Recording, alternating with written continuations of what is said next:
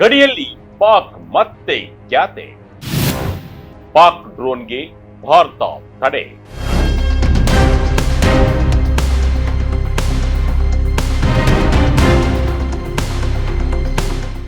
ವಿಜಯ ಕರ್ನಾಟಕ ವೀಕ್ಷಕರಿಗೆ ಸ್ವಾಗತ. ನಾನು ಶಂಕರ ಹೆತ್ತು. ಪಹಲ್ಗಾಮ್ ದಾಳಿಗೆ ಪ್ರತಿದಾಳಿಯಾಗಿ ಆಪರೇಷನ್ ಸಿಂಧೂರ್ ಮೂಲಕ ಭಾರತೀಯ ಸೇನೆ ತಕ್ಕ ಪ್ರತ್ಯುತ್ತರ ನೀಡಿತ್ತು. ಗಡಿಯಲ್ಲಿ ಮತ್ತೆ ಸದ್ದು ಮಾಡಿದ್ರೆ ಹುಷಾರ್ ಅನ್ನೋ ಸಂದೇಶವನ್ನ ಭಾರತ ಪಾಕಿಸ್ತಾನಕ್ಕೆ ರವಾನೆ ಮಾಡಿತ್ತು. ಆದರೆ ಅದ್ಯಾಕೋ ಮತ್ತೆ ಪಾಕಿಸ್ತಾನ ತನ್ನ ಕುತಂತ್ರ ಬುದ್ಧಿಯನ್ನ ತೋರುತ್ತಲೇ ಬರುತ್ತಿದೆ. ಹೊಸ ವರ್ಷದ ಆರಂಭದಲ್ಲೇ ಡ್ರೋನ್ ಮೂಲಕ ನುಸುಳುವ ಕೆಲಸಕ್ಕೆ ಕೈ ಹಾಕಿ ಭಾರತೀಯ ಸೇನೆಗೆ ತಗ್ಗು ಹಾಕಿಕೊಂಡಿದೆ. ಗಡಿ ನಿಯಂತ್ರಣ ರೇಖೆಯ ಬಳಿ ಪಾಕಿಸ್ತಾನದ ಮತ್ತೊಂದು ಹೀನಾಯ ಕುತಂತ್ರವನ್ನ ಭಾರತೀಯ ಸೇನೆ ವಿಫಲಗೊಳಿಸಿದೆ. ಚಳಿಗಾಲದ ಮಂಜಿನ ಲಾಭ ಪಡೆದು ಡ್ರೋನ್ ಮೂಲಕ ಸ್ಫೋಟಕಗಳನ್ನ ರವಾನಿಸುವ ಉಗ್ರರ ಪ್ಲಾನ್ ಅನ್ನ ನಮ್ಮ ಯೋಧರು ಧ್ವಂಸ ಮಾಡಿದ್ದಾರೆ. ಒಂದೆಡೆ ಪೂಂಚ್ನಲ್ಲಿ ಸ್ಫೋಟಕಗಳು ಪತ್ತೆಯಾದರೆ ಮತ್ತೊಂದೆಡೆ ಹಿಮಾವೃತ ಬೆಟ್ಟಗಳಲ್ಲಿ ಮೋಸ್ಟ್ ವಾಂಟೆಡ್ ಉಗ್ರರಿಗಾಗಿ ಸೇನೆ ರೋಮಿಯೋ ಫೋರ್ಸ್ ಭರ್ಜರಿ ಕಾರ್ಯಾಚರಣೆ ನಡೆಸುತ್ತಿದೆ. ಹಾಗಾದ್ರೆ ಏನಿದು ಘಟನೆ?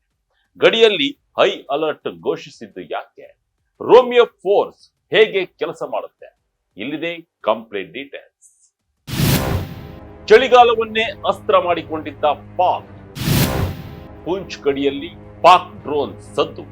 ಜಮ್ಮು ಮತ್ತು ಕಾಶ್ಮೀರದ ಪೂಂಚ್ ವಲಯದಲ್ಲಿ ಗುರುವಾರ ದೊಡ್ಡದೊಂದು ವಿಧ್ವಂಸಕ ಕೃತ್ಯಕ್ಕೆ ನಡೆದಿದ್ದ ತಯಾರಿ ವಿಫಲವಾಗಿದೆ.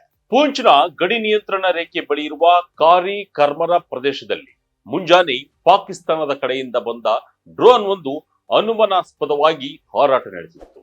ಇದನ್ನ ಗಮನಿಸಿದ ತಕ್ಷಣ ಜಮ್ಮು ಕಾಶ್ಮೀರ ಪೊಲೀಸ್ ಮತ್ತು ಭಾರತೀಯ ಸೇನೆ ಜಂಟಿ ಶೋಧ ಕಾರ್ಯಾಚರಣೆ ನಡೆಸಿವೆ.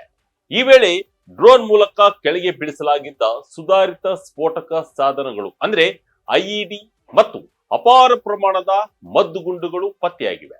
ಪಾಕಿಸ್ತಾನವು ಡ್ರೋನ್ ಬಳಸಿ ಸಶಸ್ತ್ರ ಕಳ್ಳಸಾಗಣೆ ಮಾಡುವ ಮೂಲಕ ಕಾಶ್ಮೀರದಲ್ಲಿ ಅಶಾಂತಿ ಸೃಷ್ಟಿಸಲು ಸಂಚು ರೂಪಿಸಿತ್ತು ಎಂಬುದು ಇದರಿಂದ ದೃಢಪಟ್ಟಿದೆ. ಇನ್ನೊಂದೆಡೆ ಪೂಂಚ್ನ ಹಿಮಾವೃತ ಪ್ರದೇಶವಾದ ಪಿರ್ ಪಂಜಾಲ್ ವ್ಯಾಪ್ತಿಯಲ್ಲಿ ಉಗ್ರರ ಬೇಟೆ ಮುಂದುವರೆದಿದೆ. ಭಾರತೀಯ ಸೇನೆಯ ವಿಶೇಷ ಪಡೆಯಾದ ರೋಮಿಯೋ ಫೋರ್ಸ್ ಈ ಭಾಗದಲ್ಲಿ ಉಗ್ರರನ್ನ ಹತ್ತಿಕ್ಕಲು ಕಾರ್ಯಾಚರಣೆ ನಡೆಸುತ್ತಿದೆ. ಗುಪ್ತಚರ ಇಲಾಖೆಯ ಮಾಹಿತಿಯ ಪ್ರಕಾರ ಚಳಿಗಾಲದ ತಿಂಗಳಲ್ಲಿ ಗಡಿಯಲ್ಲಿ ದಟ್ಟ ಮಂಜು ಆವರಿಸುವುದರಿಂದ ಇದರ ಲಾಭ ಪಡೆದು ಭಾರತದೊಳಗೆ ನುಸುಳಲು ಉಗ್ರರು ಸಜ್ಜಾಗ್ತಾರೆ. ಈ ಹಿನ್ನೆಲೆಯಲ್ಲಿ ಭದ್ರತಾ ಪಡೆಗಳು ಹೈ ಅಲರ್ಟ್ ನಲ್ಲಿ ಇರಿಸಲಾಗಿತ್ತು. ಶತ್ರುಗಳನ್ನ ಪ್ರತಿಯೊಂದು ನಡೆಯ ಮೇಲೂ ಹದ್ದಿನ ಕಣ್ಣಿಡಲಾಗಿದೆ. ಹಾಗಾದ್ರೆ ಏನಿದು ರೋಮಿಯೋ ಫೋರ್ಸ್? ಗಡಿಯಲ್ಲಿ ಹೇಗೆ ಕೆಲಸ ಮಾಡುತ್ತೆ ಗೊತ್ತಾ? ರೋಮಿಯೋ ಫೋರ್ಸ್ ಭಾರತೀಯ ಸೇನೆಯ ರಾಷ್ಟ್ರೀಯ ರೈಫಲ್ಸ್ ನ ಒಂದು ಪ್ರಮುಖ ಅಂಗವಾಗಿದೆ. ಇದು ಜಮ್ಮು ಮತ್ತು ಕಾಶ್ಮೀರದಲ್ಲಿ ಭಯೋತ್ಪಾದನಾ ವಿರೋಧಿ ಕಾರ್ಯಾಚರಣೆಯನ್ನು ನಡೆಸಲು ವಿಶೇಷವಾಗಿ ರೂಪಿಸಲಾದ ಪಡೆಯಾಗಿದೆ. ರೋಮಿಯೋ ಫೋರ್ಸ್ ಅನ್ನ 1ನೇ ಸೆಪ್ಟೆಂಬರ್ 1999ರಂದು ರಜೌರಿ ಕೋಟೆಯಲ್ಲಿ ಸ್ಥಾಪಿಸಲಾಯಿತು. 1990ರ ದಶಕದ ಅಂತ್ಯದಲ್ಲಿ ಜಮ್ಮು ಮತ್ತು ಕಾಶ್ಮೀರದ ಗಡಿ ಜಿಲ್ಲೆಗಳಲ್ಲಿ ಭಯೋತ್ಪಾದನೆ ಹೆಚ್ಚಾಗಿದ್ದಾಗ ಅದನ್ನ ಹತ್ತಿಕ್ಕಲು ಮತ್ತು ಶಾಂತಿ ಕಾಪಾಡಲು ಈ ಪಡೆಯನ್ನ ರಚಿಸಲಾಯಿತು. ಈ ಫೋರ್ಸ್ ನ ಕಾರ್ಯಾಚರಣಾ ವ್ಯಾಪ್ತಿಯ ಪ್ರಮುಖವಾಗಿ ಜಮ್ಮು ಮತ್ತು ಕಾಶ್ಮೀರದ ರಜೌರಿ ಮತ್ತು ಪೂಂಚ್ ಅವಳಿ ಜಿಲ್ಲೆಗಳಲ್ಲಿ ಕಾರ್ಯನಿರ್ವಹಿಸುತ್ತವೆ. ಈ ಪ್ರದೇಶಗಳು ಪಾಕಿಸ್ತಾನದ ಗಡಿಗೆ ಹೊಂದಿಕೊಂಡಿರುವುದರಿಂದ ಇಲ್ಲಿ ಭದ್ರತೆ ಬಹಳ ಮುಖ್ಯವಾಗಿದೆ. ಈ ರೋಮಿಯೋ ಫೋರ್ಸ್ ನ ಪ್ರಮುಖ ಜವಾಬ್ದಾರಿಗಳೆಂದರೆ ಈ ಭಾಗದಲ್ಲಿ ಅಡಗಿರುವ ಭಯೋತ್ಪಾದಕರನ್ನ ಪತ್ತೆ ಹಚ್ಚಿ ಅವರನ್ನ ತಟಸ್ಥಗೊಳಿಸುವುದು ಇದರ ಮುಖ್ಯ ಕೆಲಸ.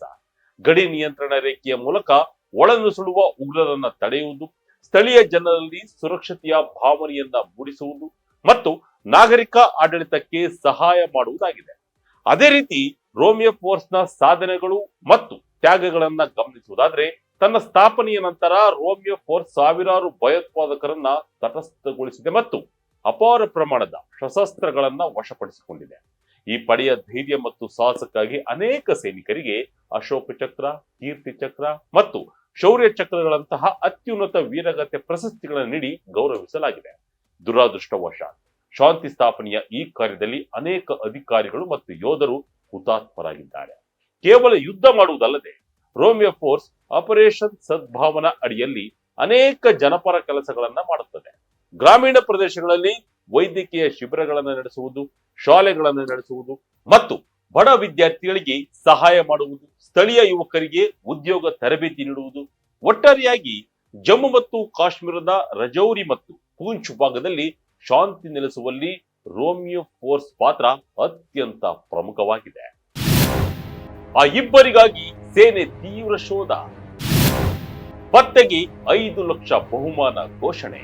ಕೇವಲ ಪೂಂಚ್ ಮಾತ್ರವಲ್ಲ, ಕಳೆದ 9 ದಿನಗಳಿಂದ ಕಿಶ್ತ್ವಾರ್ ಮತ್ತು ದೋಡಾ ಭಾಗದ ಎತ್ತರದ ಬೆಟ್ಟಗಳಲ್ಲಿ ಸೇನೆ ತೀವ್ರ ಶೋಧ ನಡೆಸುತ್ತಿದೆ. ಪಾಕಿಸ್ತಾನ ಮೂಲದ ಜೈಷ್ ಎ ಮೊಹಮ್ಮದ್ ಕಮಾಂಡರ್ ಸೈಫುಲ್ಲಾ ಮತ್ತು ಆದಿಲ್ ಈ ಭಾಗದಲ್ಲಿ ಅವಿತುಕೊಂಡಿರುವ ಶಂಕೆ ಇದೆ. ಈ ಇಬ್ಬರು ಮೋಸ್ಟ್ ವಾಂಟೆಡ್ ಉಗ್ರರಾಗಿದ್ದು, ಇವರ ತಲೆಗೆ ತಲಾ 5 ಲಕ್ಷ ರೂಪಾಯಿ ಬಹುಮಾನ ಘೋಷಿಸಲಾಗಿದೆ. ಇವರನ್ನ ಪತ್ತೆ ಹಚ್ಚಲು ಸೇನೆಯು ಕಾಡಿನ ಮೂಲೆ ಮೂಲೆ ಜಾಲಾಡುತ್ತಿದೆ. ಇತ್ತೀಚಿನ ವರದಿಗಳ ಪ್ರಕಾರ ಪಾಕಿಸ್ತಾನವು 80 ಡ್ರೋನ್ಗಳು 36 ಗಂಟೆಗಳು ಎಂಬ ಮಾದರಿಯಲ್ಲಿ ದೊಡ್ಡ ಮಟ್ಟದ ಡ್ರೋನ್ ಒಳನುಸುಳುವಿಕೆಗೆ ಯತ್ನಿಸುತ್ತಿದೆ ಎಂಬ ಆತಂಕಕಾರಿ ಸುದ್ದಿಗಳಿವೆ. ವಾಯುನೆಲೆಗಳ ಮೇಲೂ ಕಣ್ಣಿಟ್ಟಿರುವ ಶತ್ರು ರಾಷ್ಟ್ರದ ಕುತಂತ್ರವನ್ನು ಎದುರಿಸಲು ಭಾರತೀಯ ಭದ್ರತಾ ಪಡೆಗಳು ಸಂಪೂರ್ಣ ಸಜ್ಜಾಗಿವೆ. ಪೂಂಚ್ನಲ್ಲಿ ಈಗ ಸಿಕ್ಕಿರುವ ಸ್ಫೋಟಕಗಳ ಜಪ್ತಿಯು ನಮ್ಮ ಸೇನೆಯ ಜಾಗರೂಕತೆಗೆ ಸಾಕ್ಷಿಯಾಗಿದೆ.